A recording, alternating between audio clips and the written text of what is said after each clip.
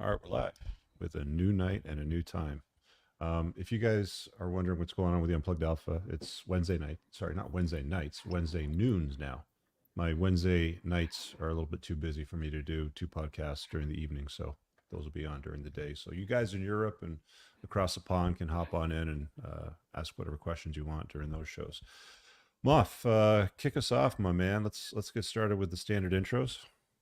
Yeah, ladies. So, real quick, just say name, age, where you're from, current relationship status, and then what made you want to come on the show tonight. Let's start with Jocelyn. Yes, I'm Jocelyn. I am in the Metro Atlanta area.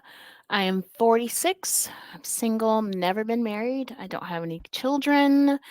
I am actively dating, and I was interested in joining today because I've been binge watching a lot of the YouTube videos, and I find I'm very drawn to the messages, and I wanted to show people what it was like, especially ladies, that what happens when you don't follow the advice and you end up 46 and single and alone. Yes. Right. Camilla? Yeah, so hi, my name's Camilla. I'm 25. I'm currently in Alicante, Spain, and I am sort of starting out in a relationship in 3 months, sort of seeing somebody. And the sort of reason I wanted to come on is because, similar to Jocelyn, I love the content and I think it's super important what you guys are sharing, and I wish I had found it earlier as well. Okay. Better late than never. Where do you live, Camilla? You're English. Um, yeah, so I was raised in England, but I'm actually South American. I was born in Venezuela, but I decided to move to Spain 2 years ago. Oh, And you're here in I am. Spain, so it's Yeah, late. Well, yeah, thanks it's Like for two in the 2 joining us a.m. morning. late night. there. Yeah, he's No a worries, plenty trooper. of coffee. I wasn't sure if I heard you say Alicante. I wasn't picking that up, but that sounds like it. Okay. Moff, you got a DM from Joycelyn, and it was covering a whole bunch of points. It was basically saying you guys are right. People need to hear about it. Do you guys want to sort of like chop it up back and forth on what happened with that and what were in the points so we can sort of kick off there? Yeah, Jocelyn. I mean, whatever you think is maybe the most pressing or most important. There was quite a bit there. But I mean, we can, I think we can maybe start out, happy to learn about your experience in sort of your earlier years and how that's kind of led to, your current situation. And then even talking a little bit about, because I know you're dating even still now. Mhm. So yeah, we could just kind of start there, tell us a little bit about your background and your history when it comes to dating and, and some of your accomplishments as well. And some of the things that you had done as opposed to starting a family or trying to go that route and opposed kind of going more of the career route, so to speak. Sure. So, I used to say that my parents never pressured me to get married, but I honestly think it was more of my parents didn't see the value of it. My mom constantly said that if she had to do it all over again, she would have never got married, never had children. So that was my idea of what marriage was like, and she just Why do you think she said that? Sorry, I'm just going to jump no, in from time to time Yeah, she was because there's so much. Like you've only talked I yeah. for 10 know. seconds. There's so And much it's like, there to wait, deal hold with. up. Go. Yeah. Yeah. Okay. I So think she generally just she used to talk about a gentleman that she thought that she should have married, a lawyer, and I think she generally, I mean, she occasionally say stuff like, "I didn't think I would ever have to work. I think I thought your dad would take care of me," and she was a nurse. My parents stayed together their entire life until she passed in 2019. They were married for 51 years, but they did not have a very what I would call a very loving. And my dad sat in the chair, and my mom sat on the couch. Like I didn't. There wasn't a lot of affection that was going on. mhm. So Do you it think was a that maybe go he ahead. wasn't her first choice, or Probably so. Yeah. She even said very much so that he had proposed and she put the ring away. Then her mother had said, "You need to either marry this guy or you need to let him go." And I think she said that she just was like, might as well. No one else is really around how old at was that she when time. she got married? She was 23 and she Young. died in 2019. Yeah. A little bit older for that Yeah. generation. Yeah. Hmm. But she young by had today's standards. right, Yeah. but she had done a lot. She went to New York and went to work for a while, and then I think so. I think she kind of had a little bit of a party kind of thing, and came back home in Georgia, and then our mom was probably like, mom and dad were like, okay, you're 23, you can't stay here, you got to go. Yeah, Okay. so that's what I think. All right. Sorry to interrupt, but keep No, going. it's okay. Yeah. So there was never any pressure. I never brought a guy home, never. I had attempted to bring one home, and my mom tried to bribe me with jewelry to break up with him. And my dad never had any conversations about marriage or anything. I had a conversation with him over Christmas, and I said, Dad, that's my biggest regret. And he said, yeah, I know it was kind of a thing. I feel bad for you that happened. Then also, friends, you take advice from your girlfriend. So if you're dating and you don't know what you're doing, and you're failing at it, and you go talk to your girlfriends, they don't know what they're doing. You got to talk to guys. All they're trying to do is get in your pants. You can't talk to your parents because they're going to press you to, no, you don't do that. And then if you say it to society, it's, you don't love yourself. You don't need a man. Go get you a career. Just get you a friend. So there's never a sense of that pressure on me. And part of the reason that I really reached out was because I was actually out on a date, and I was driving by. We were in a car, and I saw this sign of a baby, and I thought, this is never going to be me. I totally missed out. I will never have a baby. I'm too old. And people can say you can adopt, but come on, let's be for real. I'm too old. And I realized that I drank the Kool-Aid and focused on the career. I have a master's degree, I have a doctorate. When relationships didn't work out, I just switched to getting more degrees and focusing on careers. And I have my own home. I have a car. I have all the things that people would say as an independent woman, and nobody cares. Absolutely no guy cares. And I've completely changed the way that I've started to date, because I reached out to guys that didn't ask me out on a second date. And I said, why didn't you ask me out again? I thought we had a good time. And they said, I didn't think you were interested. And I'm like, gosh, why not? And they're like, I don't know. I just didn't think you were interested. And I realized I used to lead with, oh, I have this, I have that. And I have all these things, and I have all these degrees and stuff. And I completely switched. And now I shut up. I focus all my attention. I touch them a little bit. I compliment them a lot. I don't ever say anything about my degrees. They don't know I have a Tesla. They don't know about the Tesla until they walk me out to the car. I don't talk about owning a home. I don't talk about my career as a college professor, any of that. And they all call back. They all want a second date. So yeah, it works. Yeah. So how much of her stuff have you watched? You said that you were binge watching. Like, did you watch all the ladies' nights, or? I've watched all the ladies' nights, and I also watched the one where the gentlemen call in as well. Cool. All right. Is there anything that you But not the disagree office with, or hours. I anything mean, that we that's get fine. wrong? Not the office hours. I watch those too. That's I'm fine. sorry. Yeah, I have to have a job. I have multiple ones. Yeah. Is there anything that you've seen that you disagree with, or do we knock it No. out of the park on everything? Is what you're saying? No, even the stuff about dating single mothers.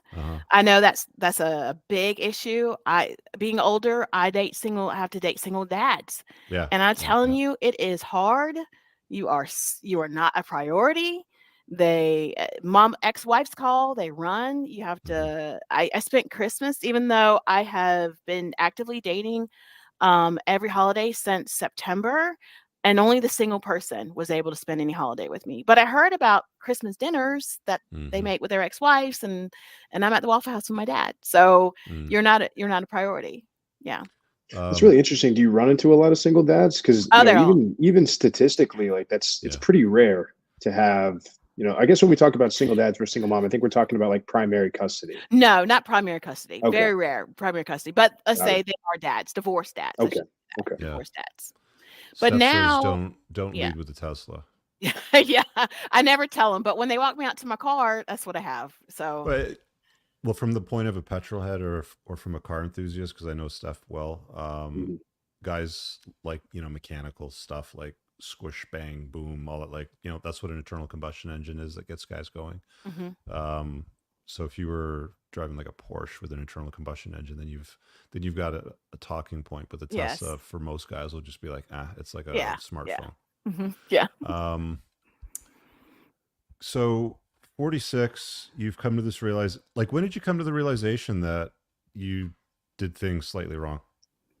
It was fairly recently where I would probably say within the last 3-4 months, I said, this isn't working. I still am, I'm learning. I didn't realize how many dates I've been on, because sometimes it feels like, well, I'm not getting any dates. I'm like, well, actually, you had 11 different dates with 11 guys in 7 months. So you're doing something right.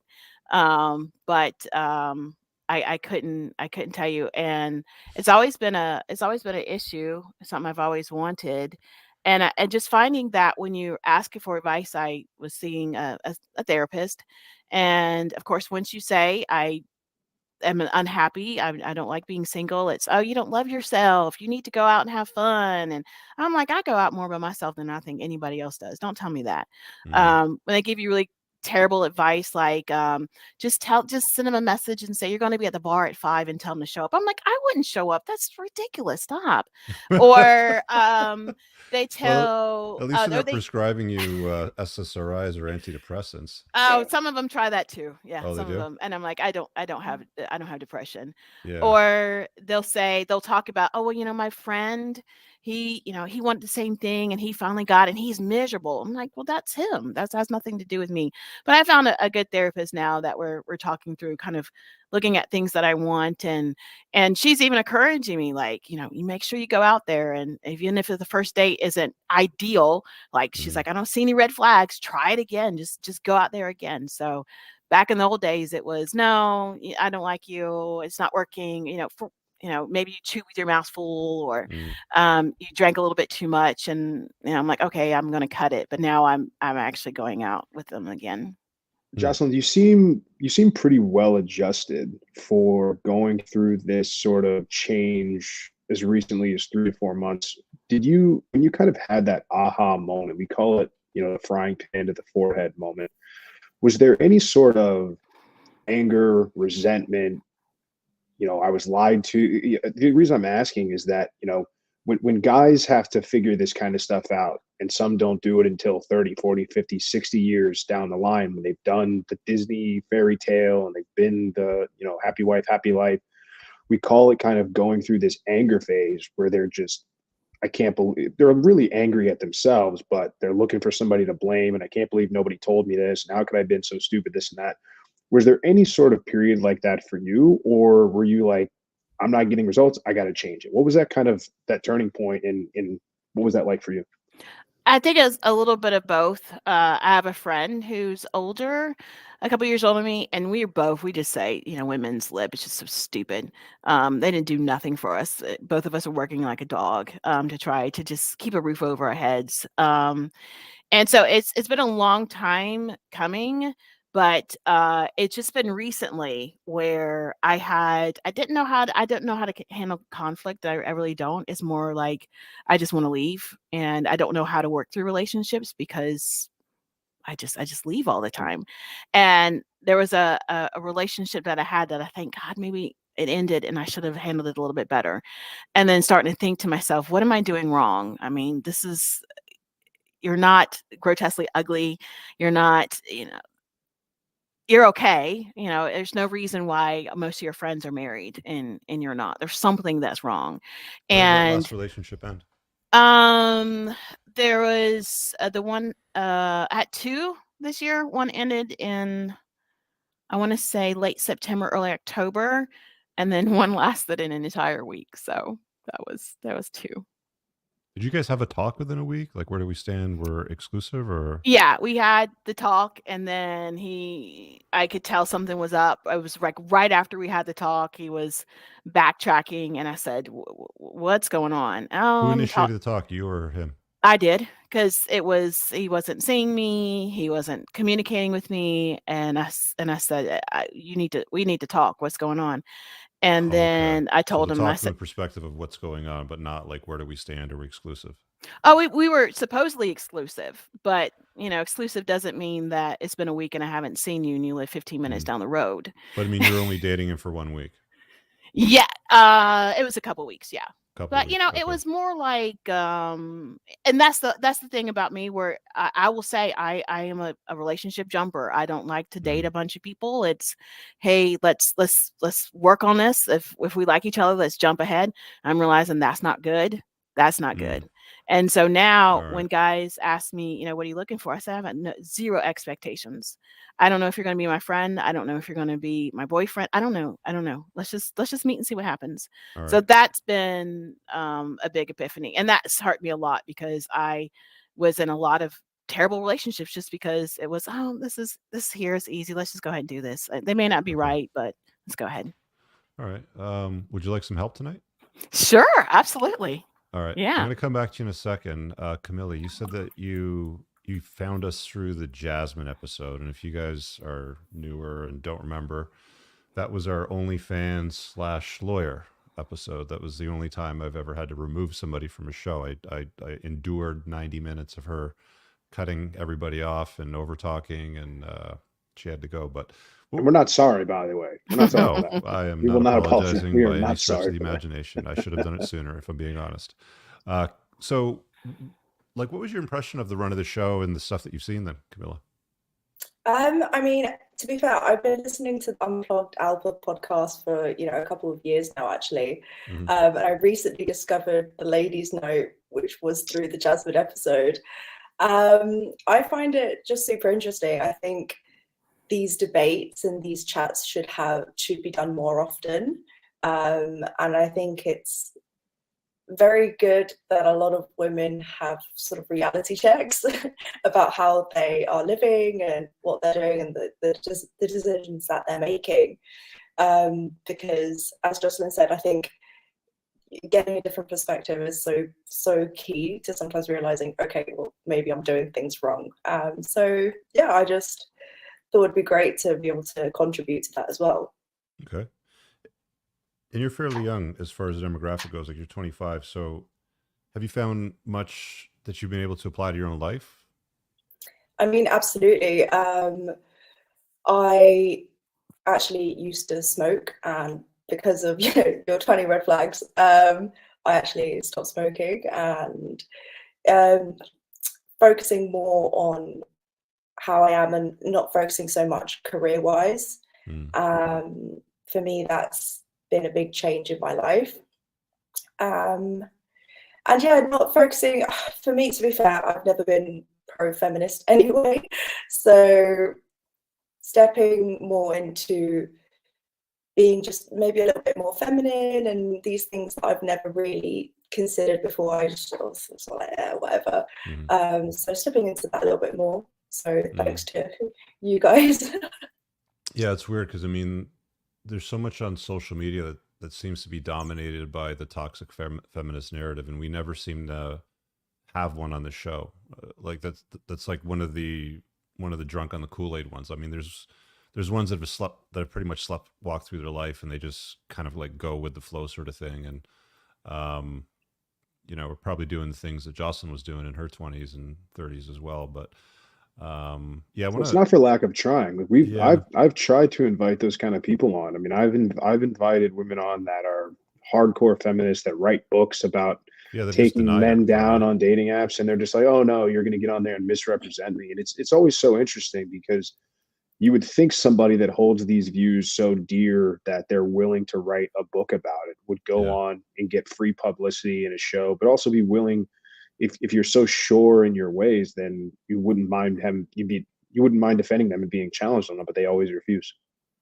Yeah, it's like they want to live in an echo chamber, and I don't like that. I mean, I really do enjoy having conversations with everybody about anything. I mean, you wouldn't think a lawyer that does OnlyFans would be somebody that I would have a conversation with on a show like this, but it's like, yeah, let's go. Let's see what you got, right? So I'll especially if you disagree with something, like I want to hear about your better solution. That's that's always my ask, is if you have a disagreement, it's what is your better solution? Like I want to hear what you would do, right? So okay, so let's go back to Jocelyn. So 46, So what's the biggest problem with dating for you then? What are the problems that you're running into? Oh gosh. Finding people who Let's can just prioritize me. let's just stop there for a sec, Yeah. because I want to be impeccable with our word here. Mm-hmm. Are we finding people because you're bisexual, or Oh, are we looking for okay. men? I'm sorry. Yeah, I'm finding men. Men. Okay. Good. I'm straight. I'm finding men. There's nothing wrong with being bi. Yeah, You know, no. they often say that yeah. all women are bi. It's either Yeah. bisexual or bipolar, but I get it. I'm really trying to expand my dating pool and dating men that I typically don't date, whether or not it's men from other countries, which I've just dated foreign guys that guys, you mean? yes, Okay. correct. Or stepping away from my standards of I wanted them to have as much education as I did. Mm. I wanted them to have their own home, and I always said to myself, as a man, you should be better than me. So you should have more money than me. You should have a better car than me. You should have a better house than me. How hard is that And at 46 when you've got all that stuff and then you're competing against guys that may not have that stuff? it is hard. Not all, I would say 50-50. I don't go into much of it anymore. I don't ask them what their education is. One No. guy didn't even know he had a degree. I was like, oh, okay, that's nice. But I mean, let's be honest though. At mhm. the end of the day, like, what do you earn on an annual basis? You know, if you wanted to range it. Okay.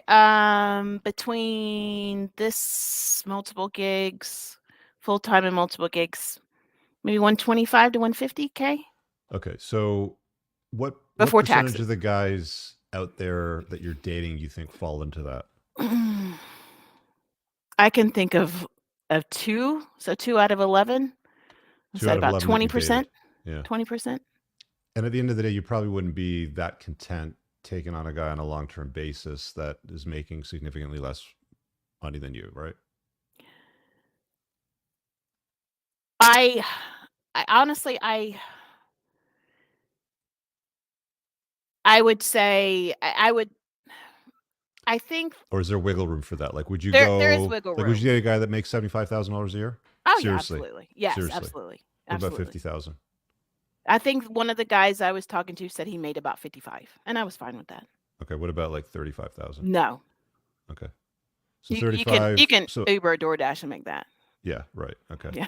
So if the guy's doing Uber, DoorDash, that's probably not like long-term relationship type of material for you. No, if they're doing it to make some extra money, that's fine. Okay. But not as the primary. Not as the primary. No. Unless Got they it. no. Okay. What do you think men want from women? From what I see, men are really craving a woman who is attentive to them, who listens to them. When craving someone who gives some physical touch. Being in the 40s, most of the guys are divorced. I don't meet too many men that have never been married. Out of the 11, only 2 was never married. One was really young. He was like 34. And when I touch them, it's like this complete melting of them. They're like, "Oh my gosh, thank you so much." And you talk to them and you find that their ex-wives were they withheld sex, they were just mean, they were cruel. I mean, we're talking just, and of course, I don't know what the wife's side is. I don't know what they did as well. But have them to listen to them compliment them. I like your watch. Oh, I really like your beard. Oh, it's so soft. Oh, you smell really good. Men don't get that anymore. They get, oh, you're terrible. And I don't ask about of course, their job. I don't ask about their money. I let them lead. They pick the place to go. I said, absolutely, sounds wonderful. I'll meet you there. Not so much on like the short-term basis where you're dating, but like when I ask you, what do you think that men are looking for, like more on a long-term basis that would turn them into a boyfriend committed sort of long-term relationship? What I thought that they needed was an independent woman who could come with their own money and You're basically describing a dude at that point. Yes, exactly. Independent, has their own money, has their own car, has their own house, right? That's what I was told. That's what men wanted. No, that's not. When I think about someone who you say this a lot, compliment their life. When a lot of men can't cook, So they want somebody that can cook a home cooked meal, Mhm. someone that who is dedicated to them. They have confidence, they feel comfortable, they don't feel like they are competing with other dudes, that you're a committed woman, that you are there for them, that I think that they wanna feel like you think they're a manly man no matter what it is that they're doing, Mhm. that you find them physically attractive, whether that is you tell them that or you demonstrate that through, other physical actions. Mhm. Um, but not someone who's gonna nag and all day long. The longest relationship I had, every time he came home, I was sitting at the door and waiting for him and opening up the door. "Hey, I'm so happy to see you. Thank goodness you're here." Mhm. And you think about what most people come home to, and they get home to, "Hey, what's up?" And go, something, and that's what I think men want Okay. long term. Okay. Well, I mean, you've got some idea. I mean, there's a little bit of neediness, though, right? I mean, like the way that you were describing the one of the relationships you had in last year, it had gone for a couple of weeks, and then you had to have this sort of talk a few weeks in. Um, I think that you want to wait a little bit before you're, hey, where do we stand? Sort of Yes. thing, right? Like you want to sort of get to a month or two of dating, I think is reasonable. Within a few weeks, a little bit of a push. I think most guys out there, if they were dating a gal for a week or two and she's like, so where do we stand? They'd probably be like, you need to chill the fuck out because I barely It's know you. It's interesting because, it was actually it was he had went out on a date, um, and it was after we were talking, and I said, "Well, if you've already made a date with somebody, we just started talking. I don't expect you to cancel the date." Hmm. Then afterwards, I said, "Are you gonna ask her out again?" And he could have said, "I don't know, I just wanna take it slow," but he said, "Well, what do you want?" I said, "Well, I guess if you really wanna know." I'm like, "I want a committed relationship. That's really what I want." And then he agreed to it. So, my thought is always, well, if you weren't willing to, why'd you ask? Because there's either 2 points. I want something or I don't want Mm. something. So, Yeah, you have to I feel like understand though, a lot of guys are very uncalibrated when it comes to dealing with women in long-term relationships. They really suck at it. They're like, we've spent years trying to fix this now. I've got 1,500 videos out. I've got 200 podcast episodes out collectively. I've got 2 versions of a book out. Another one I'm working on. I've done as much as I possibly can in the time that I've been around, and it's very very difficult to try to calibrate guys to that. So I can understand you having a conversation where you're like, hey, so you're seeing somebody else, and it's like, what do you want? You go, and it's like, oh yeah, let's be a thing, and you sort of just jumps right down it. I can see that happening. Mhm, So it's tough for women too, right? Because guys don't know how to lead, they don't know how to calibrate themselves to relationships. It's not easy. Moff and I will be working towards fixing that with a course this year that will walk guys through it step by step, because it gets pretty exhausting having to repeat ourselves over and over again. So, mhm, but I can understand what you're saying there. So to sort of clarify that, because I wanted to sort of see where you're at, there's really 3 things that guys want. Okay. They just want to know that you're useful to their lives. Like some of the things that you're saying, like they want to know that you're touching them and that you like them, that you're loyal to them. That's kind of a given. You know what I mhm, mean? Like if you're with a guy and you've had a conversation about, where you guys stand sort of thing, mhm, it's kind of understood that if you've done that, that he's expecting you to only deal with him, right? That you're not seeing other people. mhm, Sometimes you have to overtly state it. Like some guys will have to, overtly state to women, like, okay, if you want to claim me, that's fine.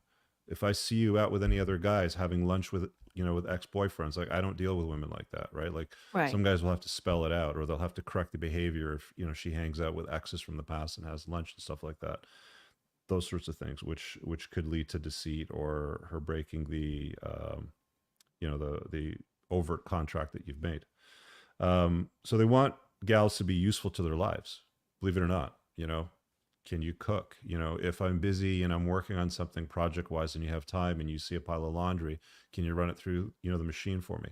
These are all things that piss off feminists because they're like, oh, how dare you do something for the express pleasure of a man, sort of thing. The patriarchy's been oppressing you. It's like, no, that's just being a nice person. Like when I take you out for dinner and show you a good night, you know what I'm saying? Mhm, Right.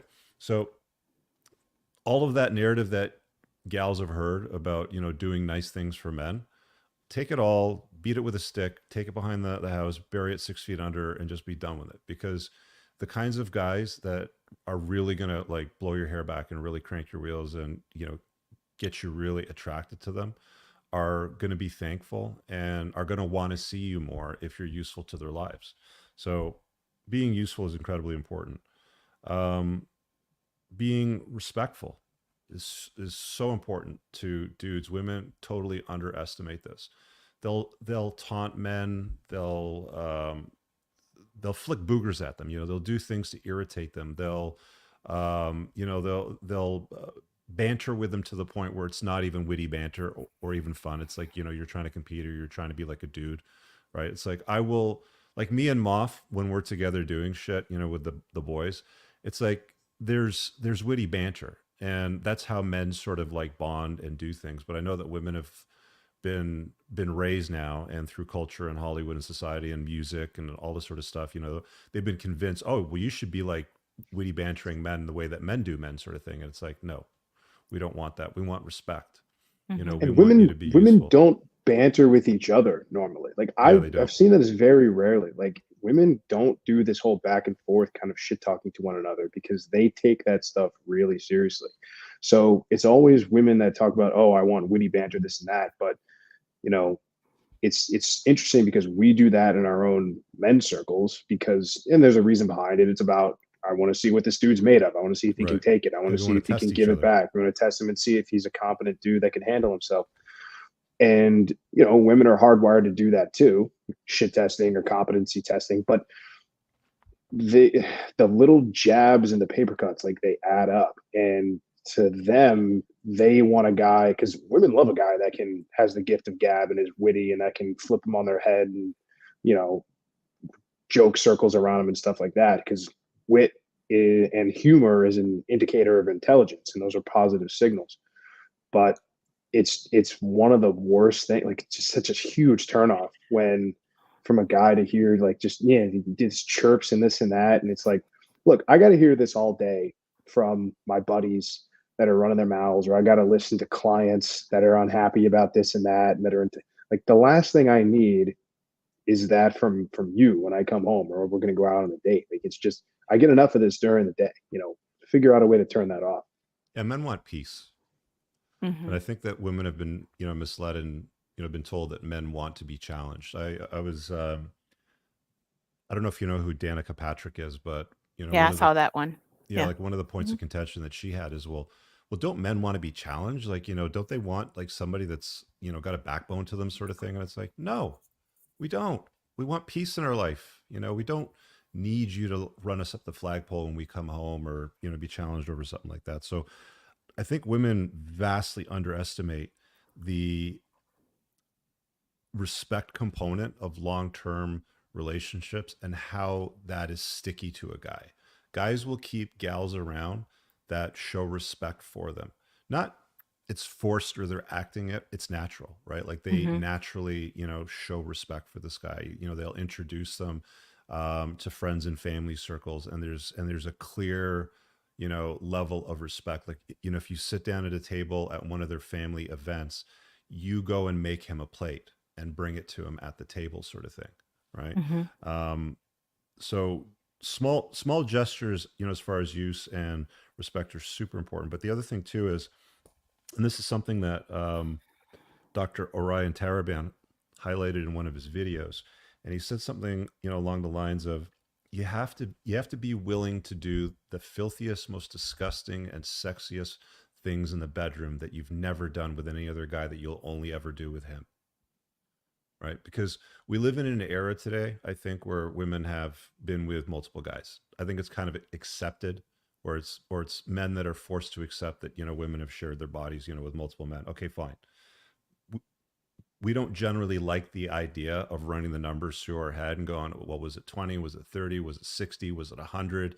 But it's now, okay, well, what did she do with all those guys that she's not doing with me? So you have to be willing to give him what he wants in the bed, as long as you're not hurting yourself or hurting him or others. And it's something that he likes, that gets him like revved up. be willing to do it, but be willing to do it enthusiastically. So, to the point of your mom's story that, she told you when, she was younger, where there was a lawyer guy and then there was your father, sort of thing. And, the first thing that came to mind when she started to describe that story, Moff, what was it? You're muted. Sorry. The story was what? With the lawyer. What was the first thing that came to your mind? First thing for me was Alpha Widow. Pining for the guy from her past that she couldn't lock down. Oh, Yeah. I know what you're talking about. So he was the guy that she wanted, that she couldn't lock down, that she always thought about, that she had hoped, would take care of her and let her stay home and be a mom, and she didn't get that. So there was a degree of contempt, right? And they say that contempt is like the clock that clicks down to the end of the relationship. When you see a woman have contempt for a man, or even the other way around, but it's usually a woman that has, contempt for a man in public, it's very obvious. It's like, she's literally disgusted by him and annoyed and turned off and frustrated with him not being able to follow, these things. So That's again, a good point. so being useful to his life, doing everything nasty in the bedroom, and being respectful. So being, you talked about a few of these things, like not nagging him, sort of thing. I'll tell you a story that, well, after I did it, I realized, oh, Jocelyn, why did you say that? I was looking up one of the guys I was dating, his address and the value of his house, and I was with him, and I said, you know what? I looked up the value of your house. My house is worth more than yours. And afterwards, I said, why in the world did you do that? That was, y'all, I know. I'm learning. I'm getting there. there. That was just so stupid. I mean, but that's like, look at Moff's, reaction to God. that. That's like saying, my car's better than your car. I make more money than you. My house is bigger than your house. My house has 10-foot ceilings. Your house only has 8-foot ceilings, sort of thing. And you still got popcorn on your ceilings. Come on. But then I tried to, after I realized, I was like, oh, it's just because of location. I'm closer to Atlanta than you are. That's why. Were you trying to be funny? Like, I don't know. Like, where did that I even don't know. come from? That's an element of disrespect. Yes, it really was. There was no reason for me to say that. I mean, I was nothing but. You aren't even in a long-term relationship at that point. So how do you ever get to the long-term relationship if you're in the dating phase and you're like, hey, Bob, we're having a good time tonight, but by the way, I looked up your place on Zillow and my place is worth more. Self-sabotage. Yeah. He's going to be like, yeah, okay. Maybe it's that old creeping up of the whole girl boss thing. I'm so good. Why you should have a great house? Why would you want to talk to anybody else? I have this great house. I have all these check off lists, and why would you not want this? But I mean, women never really share their pot of gold with the men. They'll do nice things. They'll pick you up a coffee. They'll pick up the drinks. Maybe if you're going out for a date, sort of thing, and you grab the dinner. Like there's stuff like that typically happens. But women don't generally say, hey, move into my house, take your $40,000 a year job. Don't worry about it. Move into my $150,000 lifestyle. Don't sign a prenup and let me share all of this shit with you. Yeah. Take the Tesla, whenever you want, sort of thing, right? Like women don't generally operate like that. So when guys see a woman that has more than they have, they might target you like a sugar mama, right? Like they might want to use you or try to extract from you. There are guys that will do that. Yeah. But I mean, why would you go out with a bum that's, worth nothing? Oh, they love. Oh, yeah, absolutely. Did that. All right. So we've talked about a few things there. Do you have any questions so far? No, I think it's good. I like this thought process. Okay. I don't think of it a lot. Here we go to the beauty object part. Height and weight. My height and weight? Yeah. Or a guy's height and weight? Your height and weight. Oh, gosh. Are y'all serious? I'm going there. Sure. I'm 5'7", and I weigh, I'll be honest, 190. Okay. My chick's 5'8". She weighs about 130. Yeah, I know. You're too I know I need to lose weight. Yeah. That's really important to guys. Like the optics of femininity and beauty and attraction are all tied in to the weight. It's just a fact of life. The whole you're beautiful at any size is bullshit. Yeah. Ain't nobody buying that. And You're educated. You got your house. You got your Tesla. You got the good income and all the good stuff. You know how to move more and eat better. Yeah. Nobody needs to tell you that, Mm-mm. right? No. So Yeah. therapists and all that other stuff. I would fire the therapist and get a gym membership. That'll solve two problems for you: the need to talk to somebody, because the iron will never lie to you. The picking up of the weights or the machines will never lie to you. Like 25 pounds is always 25 pounds, right? It Mhm. will never lie to you. It will tell you the exact truth, and it will improve everything about your life, right? You'll feel better, you'll move better, you'll sleep better. Everything's better in your life. You know, Yeah. you lose the weight, you know, you be so, and then there's of course, you know, the attractive quality of, you know, of all those things that sort of tie in with that. So I would definitely put a huge priority on that. Huge priority. You know, like I'd say I'll it's probably tell number women one. this all day long. Guys don't give a fuck about your car. They don't give a No. fuck about your, you know, the value of your house. It's, hey, when she's walking away from me on the beach and I'm looking at her ass, do her cheeks wave at me like that when she's walking? You know, like this is what we're thinking about. We never look at a degree on the wall and be like, oh, dude, see that degree on the wall? It's so hot. Oh, that's not what guys want. That's not what guys want. Yes. So if you want a guy, you know, to stick to you and to commit to you, which is what you're looking for, like you want a Mhm. guy, you know, you've made that clear, then you have to give the guys what they want.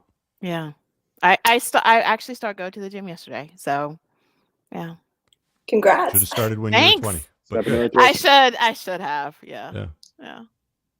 Moff, what kind of advice you got so far? Because I know that you read the whole thing too. Yeah, there was a lot. The gym thing is number one. I think this is something I'm trying to drill into the heads of both men and women. It's for longevity's sake, for attractiveness sake. I mean, being in good, healthy shape. It is the fastest, it's the simplest, maybe not the easiest, but it's the simplest way to get you out of the 70% and into the 30%, or out of the Mhm. 80% and into the 20%. Because if you just know anything about the demographics and the level of obesity and people that are overweight in the West, I mean, it's something like 65% of men and like 75% of women are classified as overweight.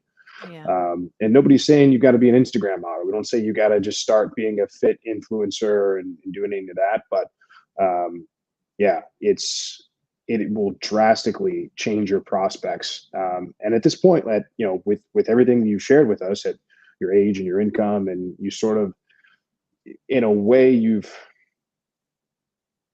it's interesting because we hear women that will say, yeah, I'd settle for a guy that makes X, settle for a guy that makes Y. But you have to really actively fight your internal biological hardwiring to be okay with that.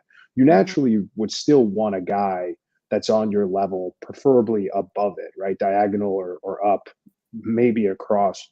So that's a conscious thing that you've got to do, is fight that sort of hypergamous urge to think, well, I want a guy that makes as much money, or he's got a bigger house and a bigger car and things like that.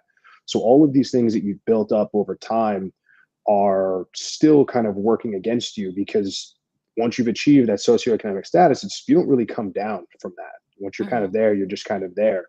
And so the best way to combat that is to focus on what guys really focus on, what the guys really look for, which is, the surface and the superficiality and sort of the attractiveness from a physical standpoint, but all these other soft skills that we're talking about too. Mhm. Finding ways to sort of mind and be filtered when certain those things like pop up. Just, I don't know what you got to do, if you've got to kind of like pinch yourself instead of saying it, or whatever it is you have to do, but sort of starting to regulate that. And it'll come with time and it'll come with practice, but you're certainly on the right track. Thank you. You've recognized it, and now it's, I tell this to my guys all the time. The only thing separating you from where you are and where you want to be is the work that it takes to get there. So go and Perfect. do Thank likewise. you. Thank The you.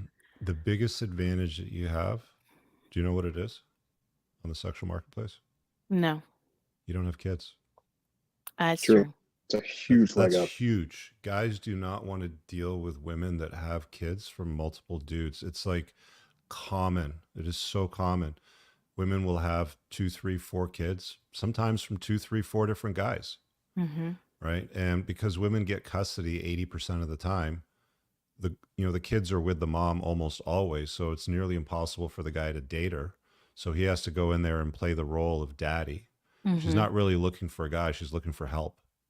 Right. Yes. And because you got your own money and you got your career and you don't have any kids, I guarantee there's guys out there that are like, I've dealt with enough single moms multiple times that if I can find a chick that doesn't have kids, I will pick her over some chick with 3 kids that's hot as hell.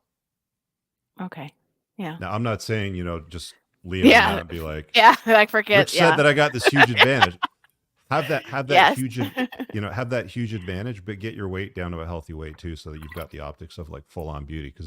Awesome. Because then you'll be in a position where you could legit, the next couple of years, if you get that weight down, put yourself in a position where you meet a guy that's pretty close to, like you saying that I make about $1.50 and I'm willing to date a guy that makes 50. That's good, because I was kind of expecting to be a little bit more, diluted to the sense where he's got to make at least 150 or 100,000. If you're willing to date a guy that makes 50, there's loads of guys out there that make $50,000 a year. Mhm. Loads and loads and loads and loads and loads of guys that are taller than you, that have decent jobs, that are good men, probably good at being men.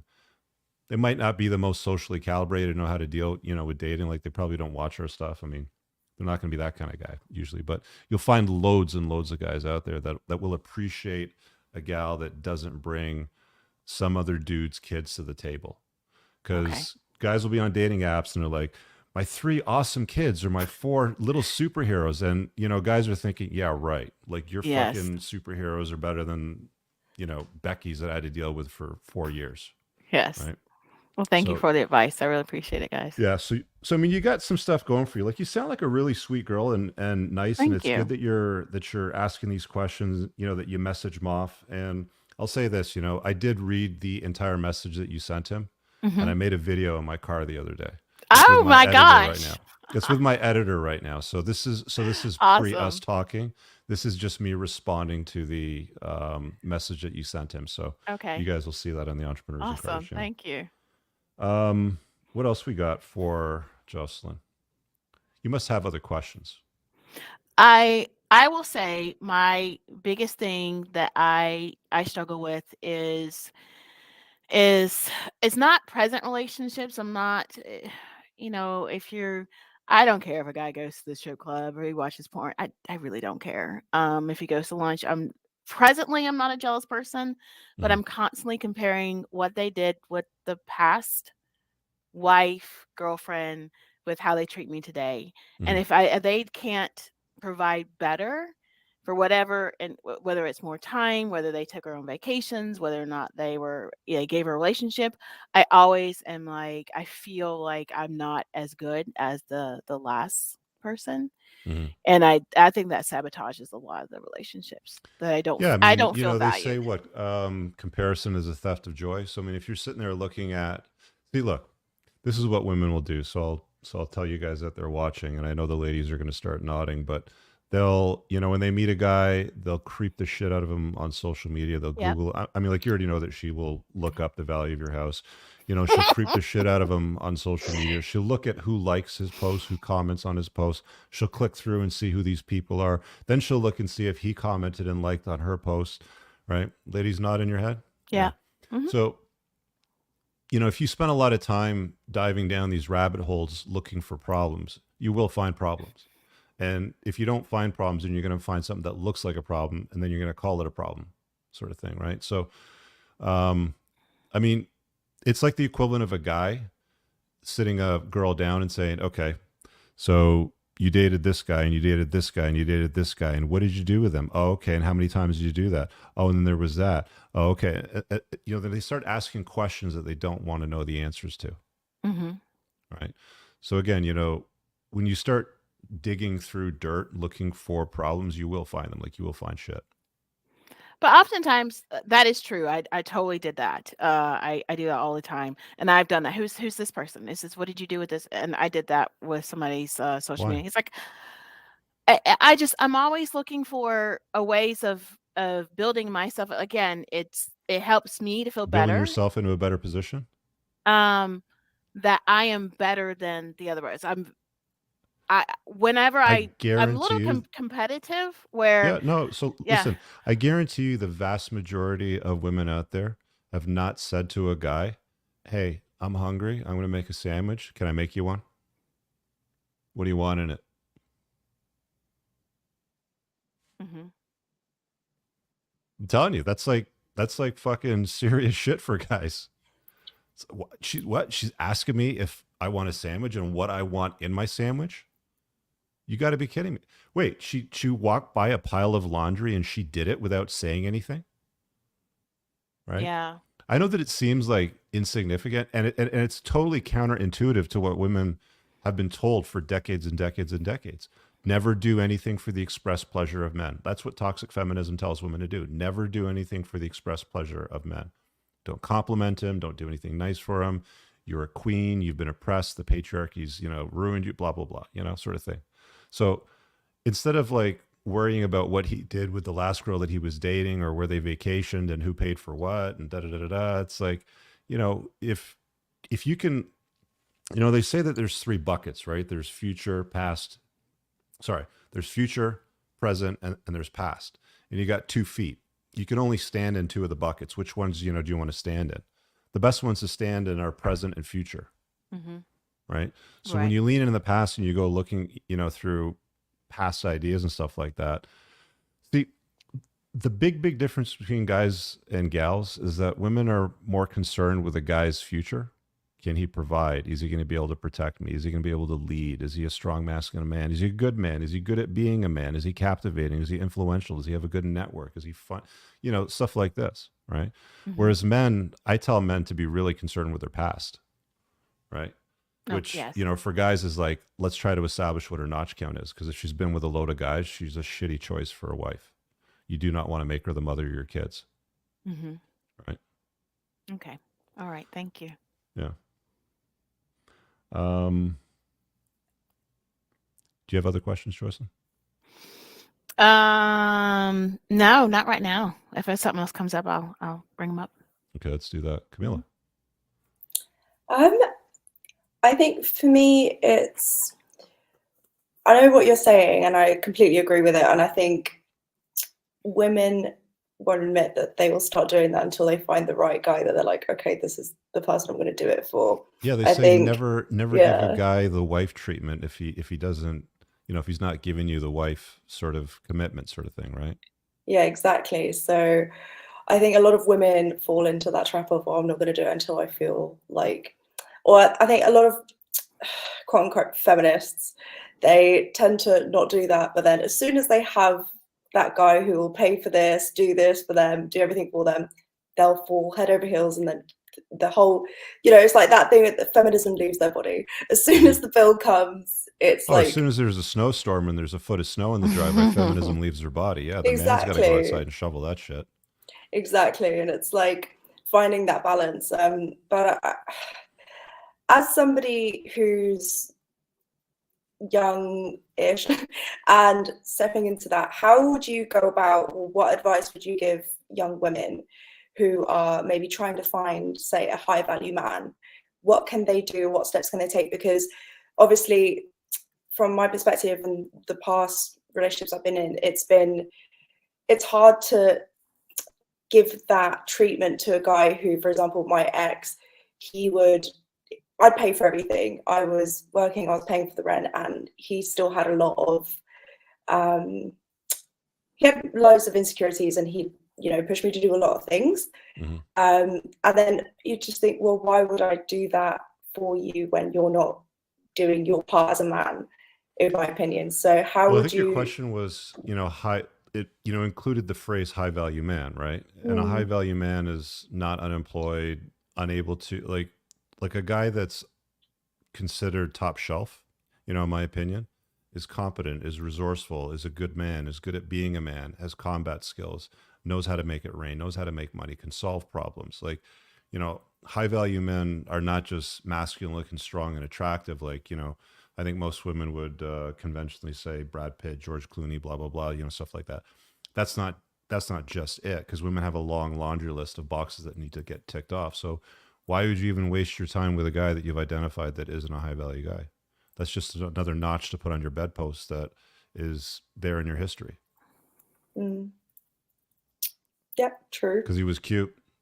My friends were there. I was drunk. He was drunk. It was fun. So we just did it. Like, that's usually the reasoning that most women sort of default to is they don't think about future ideas and concepts sort of thing. It's like, if you want to, again, because a high value man, especially a guy that's traveling in my circles, like, friends of mine sort of stuff, they're going to look at a gal's past, right? And it's like, well, you've got nothing but a series of bad choices behind you. Like if you've got nothing but a bad sequence of bad choice after bad choice after bad choice, it's like, how am I supposed to lead this chick? Yeah. Yeah. So Makes I think sense. that being very intentional and fastidious with your time and your dating is really, really important. I mean, that's advice I would give my daughter. Yep. Don't waste your time dating losers.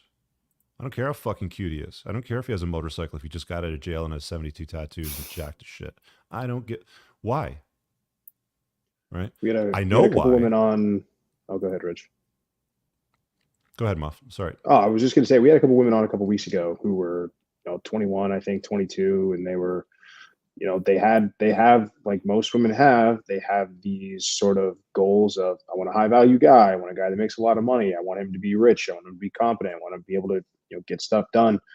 But I also want to go study abroad and live in Amsterdam for 6 months, or I just want to like do this or whatever. I want to just, go be on the yachts in Miami, because the idea that a lot of these women have is that their runway never ends. And the attention that they're going to be getting at 21 is the same attention they're going to be getting at 31, at 41, at 51, because they have a hard time planning and thinking for the future, right? Because since the beginning and dawn of time, women have never been on their own. They've always been taken care of, or somebody's always been there to provide and protect for them and lead them.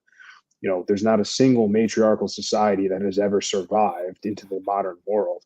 So this idea, the idea that they may have to suffer consequences and repercussions for their choices is very foreign to most women. And so they can just make whatever decisions that they want to, and they don't have to think about consequences, and they can just, oh, I'll just figure it out. It's very fly by the seat of their pants kind of going about life. And your time is finite. And especially as a woman, like your window of the kind of guy that you really want, and you've got sort of a, if you're lucky, you can extend, I would say probably 10 years or so. If you're lucky, you can extend that maybe 15 or 20 into your mid 30s or 40s. But for most women out there, you've got from about 20 to about 27, 28, 29 to, if your goal is to get the guy and to be married and have kids and have a family, that's your window for the most part. Now, I think we catch a lot of flack sometimes because we don't sit here and say women shouldn't work, women shouldn't go have careers, women shouldn't go make a bunch of money if that's what they want to do. But what we say is that women can't have it all. And you have got to essentially choose, and you've got to choose early, because all of those things take time. Right. So if you want to dedicate the next 20 years of your life to going and building a career and making a bunch of money, cool. You're probably not going to get the guy that you want. Now, if you want to get a guy that you want, then you're probably going to have to be okay with not making as much money, not necessarily being able to financially support yourself and buying every single little thing that you want to buy, like handbags and shoes and all that other bullshit. But nobody's having these conversations with women, telling them that it's a give and take with everything, because they've always, since they've been little, have been given and given and given, and they've never had to trade anything off. There's no cost benefit analysis that they do. So it's all about figuring out what you want, figuring out the steps to get there, and then going forth and putting those steps into practice. And it sounds simple, but a lot of women just can't wrap their minds around that. A lot of getting what you want out of life, I think, is sometimes it's easier just being clear on what you don't want. Yeah. Right.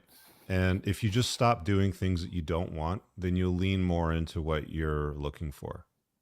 You know what I mean? Like, for younger gals in their 20s, they want to find a high value man. So let's use that example. Put yourself in places that high value men go to. Give high value men something to look at, because they're obviously going to look at your beauty, because women are beauty objects. I mean, the notion of high value man explicitly states he has high value. which is inherently tied into his ability to make it rain and to make money and solve problems and be competent and influential and all that sort of stuff, right? Compelling. So, putting yourself in those places, and then when you find these guys, just again, guys want a woman that won't be with just anybody, right? If he knows that you've been around from guy to guy to guy to guy, or you've dated some of his friends, or extended people from his friends, or certain people in work, like, the reason why slut shaming used to be a thing and really isn't a thing anymore is because it worked. Shaming works in general.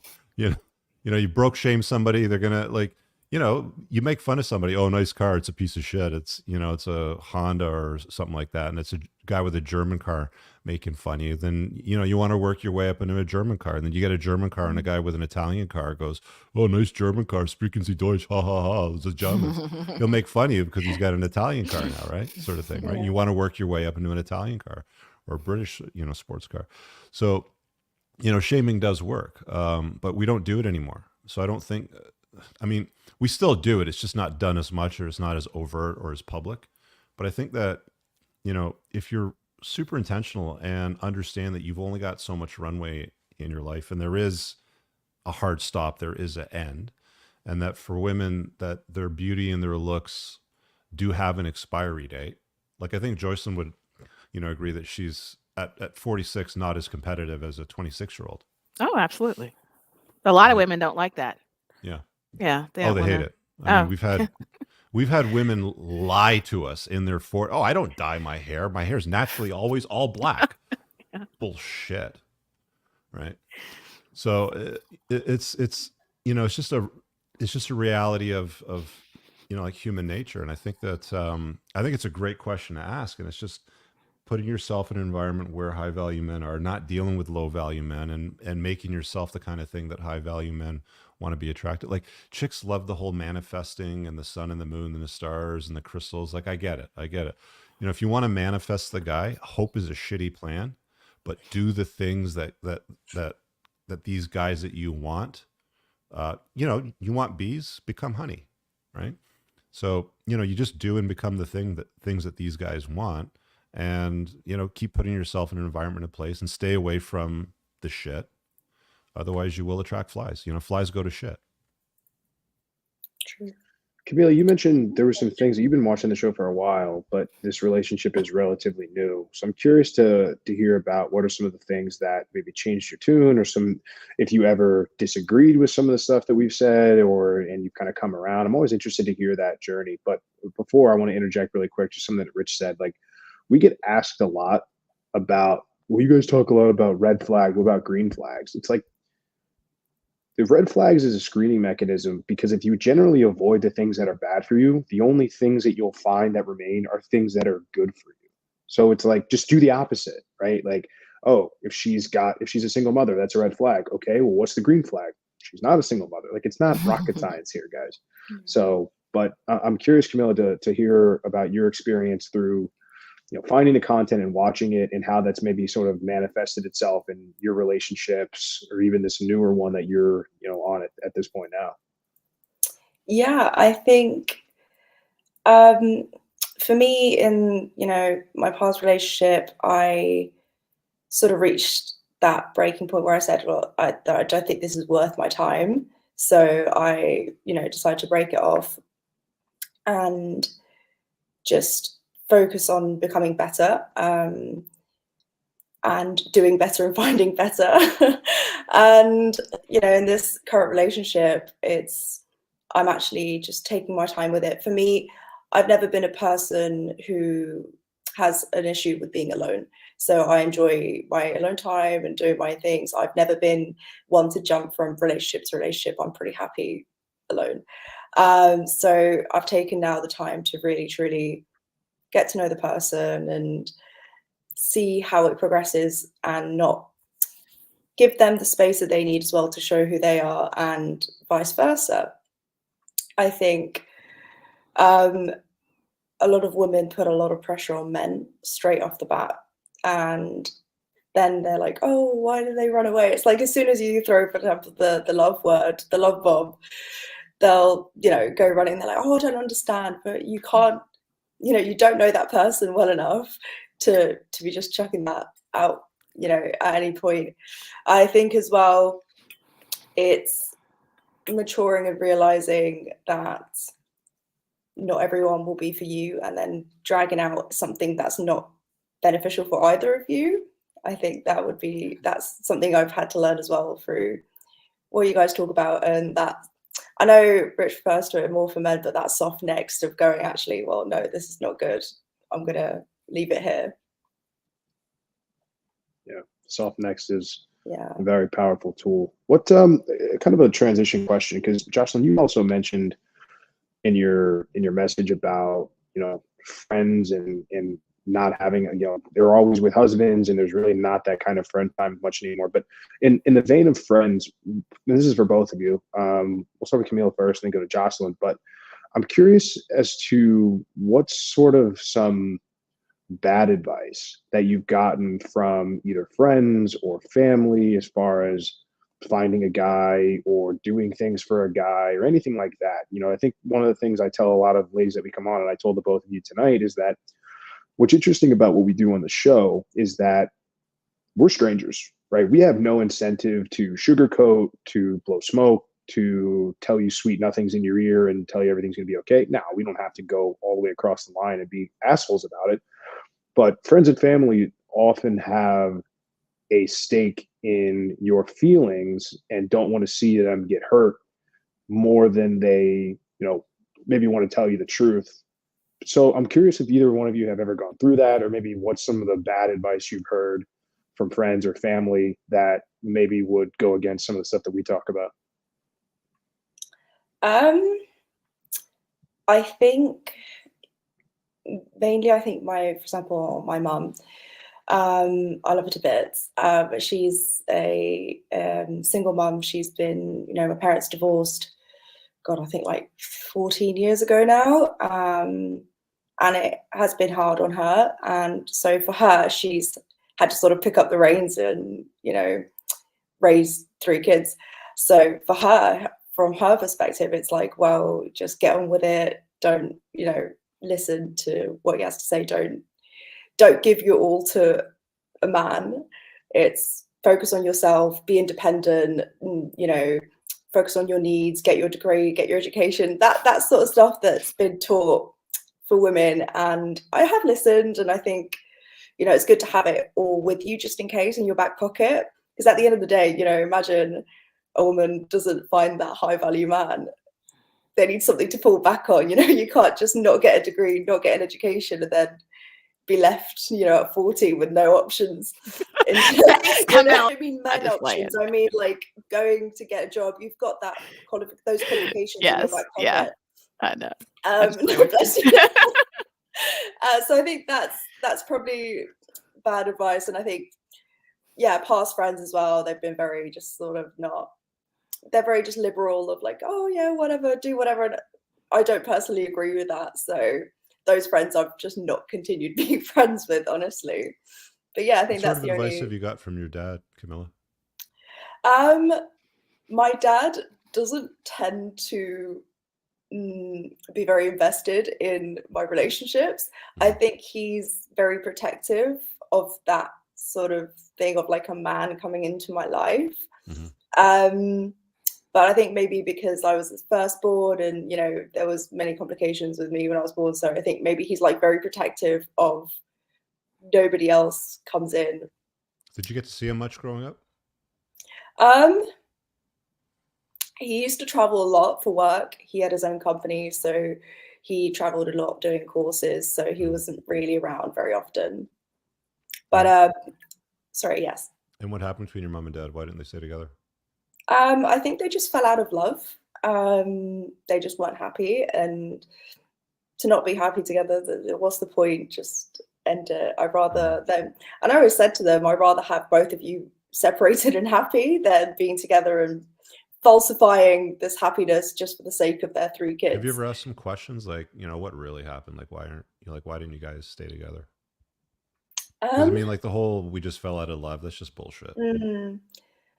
I think they've To be honest, I know that from when they first got married, it was a very forced marriage. My mum comes from very conservative parents where they, you know, in Venezuela, it's very much like you marry somebody with money, with status, you know, quickly, because otherwise it's going to affect the family and whatnot. So my mum married my dad when in reality she didn't truly feel that. And she was sort of forced into it at 25, and then she found out she was pregnant with me. So it was all these things combined that led her to get married. And she always says that at the wedding, my dad said that they wouldn't last more than 2 years. So I don't know. So I think that You know, had you still a got massive two other impact. siblings, though, right? Yeah. So something was working. Yeah, I guess. I think it's the will to push through, and at the end of the day, I honestly think that, you know, kids should be asking these questions of their parents, you know, like having real conversations like, what was it like, you know, for you guys when you were dating? Why did you guys stay together? Why did you guys break up? You know, for real, yeah, like not with them in the same room, because one tends to fill the other's voice, yeah, and will run the show, but separately, out for a drink at the pub, you know, a dinner, whatever, you know, something where you can have a real conversation heart to heart and say, Pops, you know, what, you know, I'm curious because I'm an adult now. Like, what happened? Like, what advice would you have for me, sort of thing? And I think that might take you down some interesting conversations. You're in Spain right now, right? yeah. So, what are you doing for like school, work? So I quit teaching. That's my career. So I'm a teacher. Quit teaching recently and started focusing on coaching. And I've never been a fan of the 9 to 5 anyway. So I wanted to start doing something that wasn't 9 to 5 that still helped people, and I got to talk to people. So that's what I'm doing right now. What kind of coaching do you do? Sort of helping people get to their goals, especially moving abroad. Just because I've been through it myself, and I know the process, and I know how hard it can be and how lonely it can be sometimes. So I've just helped them through that and getting them from A to B, really. Where do you find your customers? Via Instagram. Yeah, it's mainly Instagram, Facebook, those sort of platforms, and I just share about it. And if you're interested, then that's good for me. I'm not a salesy person. I don't like pushing people into something they don't want. So if anybody watching this right now wants to talk, yeah, they can reach out to you. Definitely. Is it like getting people set up with passports? Is it, you know, what exactly is kind of the main value add of it? Like, what problem do you solve for them? Well, the problem that I solve is that I think a lot of people struggle with even taking the first step because they're scared of like what people might think, or they're going to be judged, or they're going to fail, they're not going to do well, or it's just going to go bad. So I help work through those sort of obstacles. And when they're here, I can also assist with the passports. It depends really. It's mainly European passports that I can help with because I have the most knowledge within that field.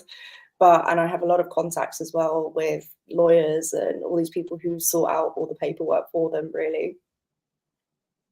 So the idea is really just to have somebody with them along the journey, especially if they're doing it by themselves or they have kids and they're scared to take that step, really.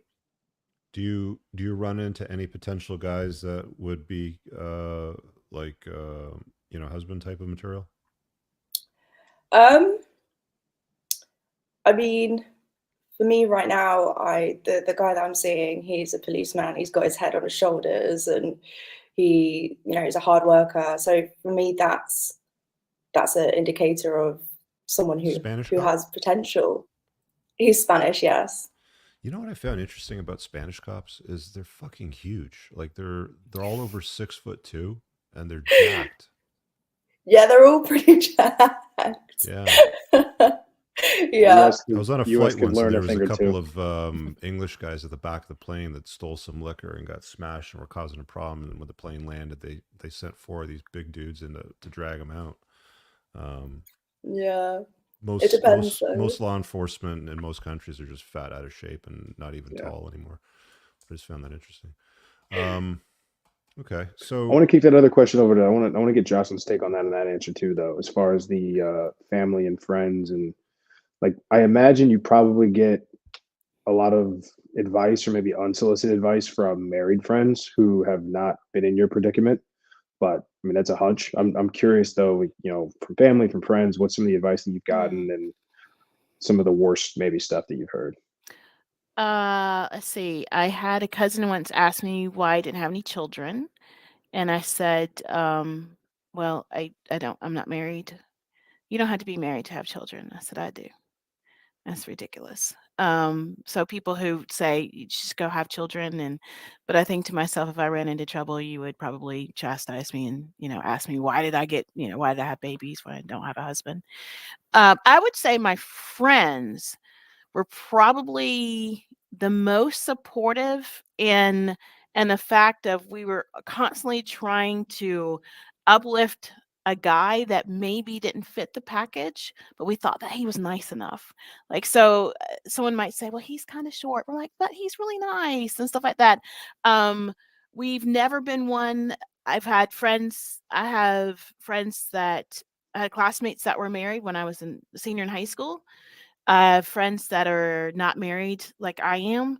I've been at every wedding. I have everything that I was been supported. So I would say friends have been very supportive, whatever you wanted to do, and would never pick on you for a guy. Would always ask, how are they doing, and if that's what you want, by all means. If you want to get married, get married. If you don't, if you want to stay in a relationship for long term, we didn't care as long as the other person was happy. I'm not sure it's because I lived in the South. I don't know. That might be where we were just very supportive of each other. The problem I have kind of goes back to the looking at the whole thing, because there's this unequal balance where I'm supposed to have, this independence and not depend on a person. But if a man does not spend any money on you, you are not valued.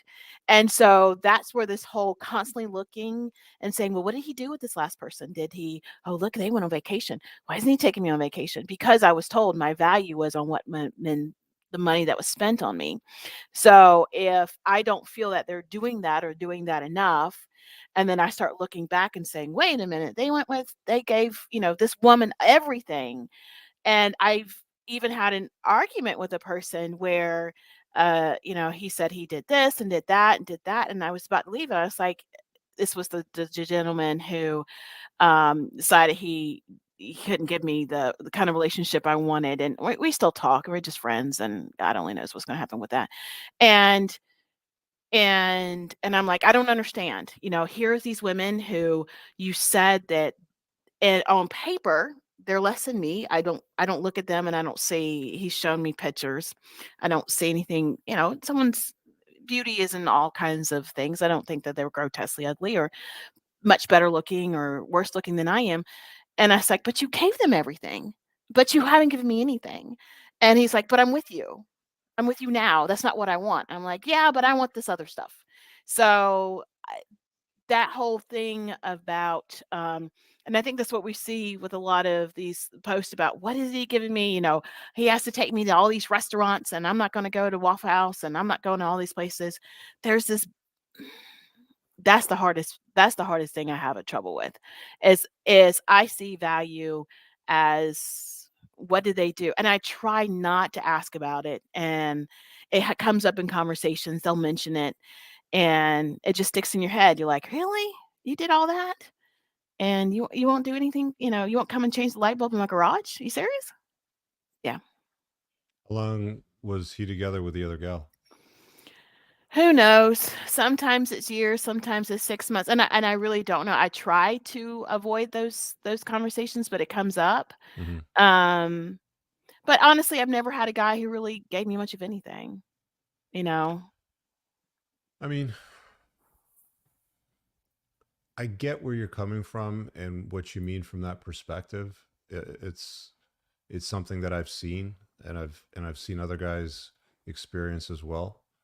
Um, it's not good. It's not good. Like, it's, again, like comparison is a theft of joy, right? So, Mhm. why did he why did he marry her and why won't he marry me? Or why did he give her a kid Yeah. and I didn't have a kid with him, sort of thing? Why did he Yeah. take her on this vacation and I didn't get to go on this vacation, sort of thing. Sometimes, if I'm being honest, sometimes these women are just bratty, manipulative bitches that will just fucking make guys jump through hoops to do whatever they want. And they never wanted to do it. And they get to the point where it's just like, I just want peace. And I don't want to be forced to go out shopping every single weekend, looking at curtains and chandeliers and furniture and couches and all that sort of stuff. I want to have some peace. And you might look at it from the perspective of, well, he did all those things to decorate the house and, you know, placate her. Why won't he do it with me, sort of thing? You know what Absolutely. I mean? Yeah. So there's the angle of, you know, guys get tired of that. And sometimes we're forced to jump through hoops to please women. And at some point, I think a lot of guys, especially when they get older too, they realize that it's a losing game trying to make an unhappy person happy. Right. Mm-hmm.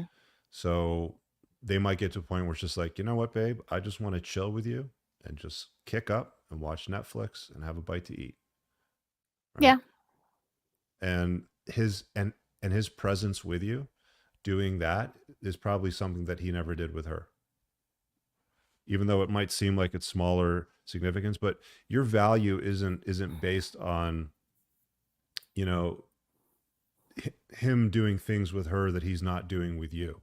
It's Mm-hmm. not, because he doesn't look at you from the perspective of, well, she is I don't know, Bahamas worthy, right? Yes. She's a Caribbean trip worthy for 7 days all inclusive. Mm-hmm. Right. And then you're looking at it going, oh, well, I see on his social media that he took, you know, Becky and Carol and Barbara to these trips, but why haven't I gone on a trip and I've been with him for 6 months? Mm-hmm. But you don't know the whole story either. Maybe he was with him for fucking 3 years. Maybe they lived together. Maybe she paid for the trip. Maybe they split it 50-50. Maybe, but like, who cares? At the end of the day, why does it really matter? Why does what he did with other women before matter if he's sitting there with you, if you have his presence and his attention today, and he's leaning into the future with you? Yeah. That's basically what his response would have been. Yeah. And it And it's has like, been. no guy wants to have that conversation in a relationship to sort of explain himself. And Mm-hmm. like, women want guys that just get it, right? But guys, on the other hand, they don't want to be nagged and pestered and annoyed, you know, and ask questions about the past, sort of thing. You know, you were saying earlier, I jotted it down over here, like, you know that guys don't want to be nagged all day, Mm-hmm. but at the same time, you're essentially nagging a guy when you're saying to him, or even if it's not overtly stated, but if it's communicated through other conversations or, you know, covertly, you know, to some degree, because he's done something with another gal that he hasn't done with you yet, sort of thing. Oh yeah. You know what I mean? Yeah. Definitely underhanded little jabs here and there. Yeah. Yeah. Like, oh, do I have to hear about that again? Yeah. I'm like, ugh, you know, yeah, I do that a lot. I mean, Yeah. And then keep quiet until I just can't stand it no more and then blow up. And then I'm leaving. yeah, that's, and how's that working out Yeah. for you? It doesn't. It got me a trip at 4 a.m. leaving out I of Tampa back I home and would breaking out with my boyfriend. Yeah. take all that energy and time that you're using creeping the shit out of their social media and what they did with their past and go to the gym and I know you're run on going the to say treadmill. that. I love it. Yes. Right? Sign up for a hot yoga class or I don't know, something like that. I love it. Yes. You Yes. know? Good advice, y'all. I'm You know, working on it. look hotter than his ex. Mm-hmm. You know, you want to beat his ex, look hotter than his ex. Okay. Because guys don't want to go down when it comes to the gals that they're dating. Yeah. They want to go up. They want to go hotter. They want to go more sexually adventurous, you know, with them and only them, you know, keep that in mind. Okay. Whereas, you know, women, they don't tend to go down. It's like, you know, last guy I dated had a car, then the next guy I dated had a bus pass, and the guy after that didn't even have a bus pass. He had to ride his skateboard everywhere, sort of thing. It's like, you know, women don't go downhill that way. It's like, you know, they'll date the guy with the skateboard to the bicycle, to the bus pass, to the car, to the yacht, to the private plane, you know, sort of thing. Mm-hmm. Right. Thank you. Anyway, probably move to the unsolicited advice section. Moff, you want to go first? Yeah, I mean, I actually don't have a lot of unsolicited advice tonight. I think that we talked a lot about it and we said a lot of great stuff. I think my closing thought is going to be on going back to something Camila said about the fallback plan and women that, go and get the degree just in case, or go make a bunch of money just in case they can't find that guy and they don't get the high value guy they really, really want. But what women don't understand when they do this is that the fallback plan, or what you think is your fallback plan, could be the thing that ultimately prices you out of the market. Yeah. Right. So your fallback plan, if you're trying to get as high value guy as possible, your fallback plan is just maybe get a little bit of a lesser guy than you ultimately thought you would.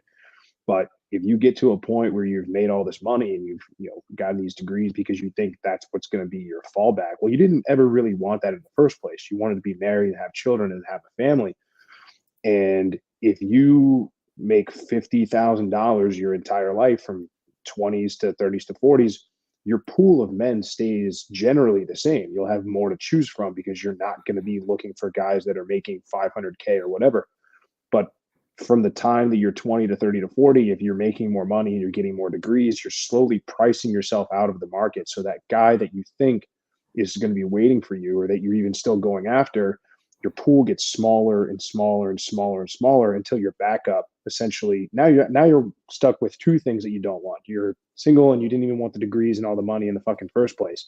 So you got to really decide and be intentional with what you want, and then you've got to get there. But this idea of like a fallback and a backup plan, if you know anything about the way the government works, you as a woman in this country will always be taken care of. You'll always have government assistance. And if not, you'll always have some guy that, will take you in like a puppy dog. So, don't fall into the trap of, well, I need to go and do this as a backup plan, because that ultimately could be what ruins your chances entirely. Okay. I've already given loads of unsolicited advice on this one, much more than I normally do. But sort of build on Moff's, fallback plan speech there. I'll add this. Look, if you want a good fallback plan, like this is the fallback plan that I would give to any young woman, including my daughter. Go and get a job in high ticket sales, selling yachts, private jets, very expensive cars, real estate. There's your fallback plan. You'll make good money, but you'll also be exposed to high value man 24/7. So while you're making good money, making a name for yourself, pretty much every single customer you're going to deal with is the kind of guy that you'd want to get with, that, you would take seriously. So you're you're killing two birds with one stone. That's a great fallback plan. That's what I would be doing if I was a chick. If I could go back in time and be born as a chick, that would be what I would be doing in my 20s. Sounds like a pretty good plan. Yeah. Anyway, ladies, it's been a Thank slice. you. Joycelyn, Thank you. you're a sweetheart. Oh, thank you. Thank you for everything. I did not know what I was going to be dealing with tonight when we talked.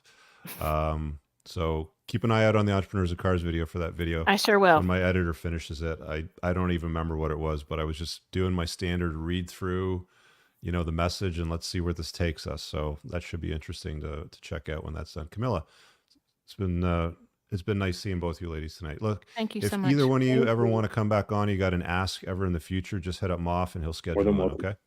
Okay. Thank you. I'm going to come Appreciate back your in time. after I look spelt. All right, guys. to Have the an gym. awesome